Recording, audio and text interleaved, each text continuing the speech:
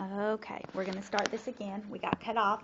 We are Okay. talking about major challenge being addressed, and nationally competitive students is the group that Ms. Parker has identified as what her challenge is and makes her the most nervous now. It does. It makes me the most nervous because I myself get caught up sometimes on the subgroups. And you think of students who are achieving, and especially the ones that are achieving on the high end, you have to keep them in front of your mind, or you'll just kind of forget about them. And so I know that if that's a struggle for me, it's certainly a struggle for a teacher who has 25 in a classroom. Right. Because she knows she's got to pull those other students up.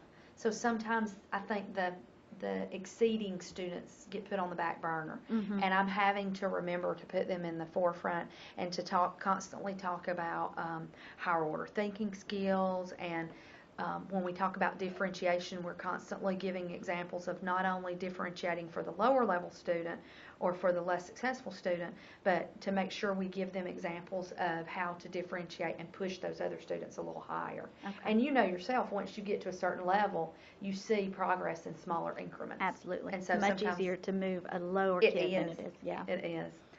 All right. Overall impressions of your current school improvement plan, and especially as a principal new to this school.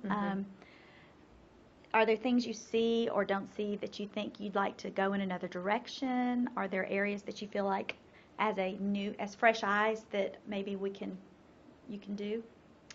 I do think that we could see some faster growth, faster progress in the way we schedule students. And being new to the school, I came in with the belief that I needed to make sure this first year that I adjust to the school and not force the faculty to adjust to me.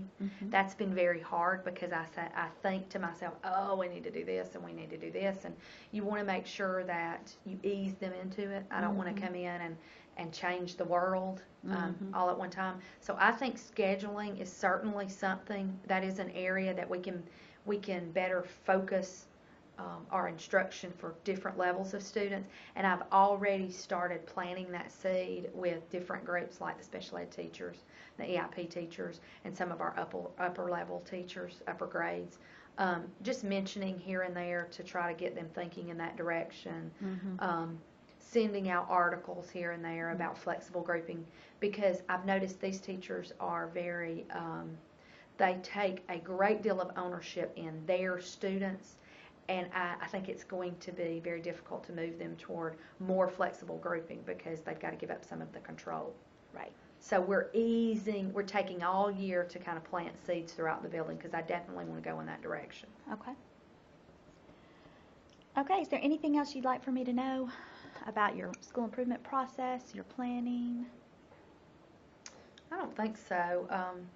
As you know, I said earlier that it was a big change for the student council, for the school council, for the parents on the school council to go through and give input. It was like pulling teeth almost to get them talking. And then once you did and they saw what I wanted from the process, they were more open about it. And the same went for the leadership team.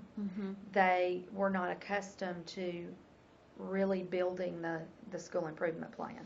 Right. I think it had been done more at the administrative level, and I'm not saying that's incorrect, it's just a difference in leadership.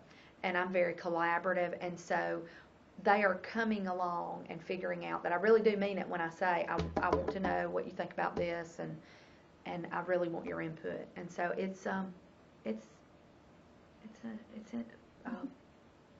document that's just a living document. That's what I'm trying to say. As it should be. And so they are coming along and becoming more a part of it. Okay. Well, thank you. I appreciate it. You're welcome.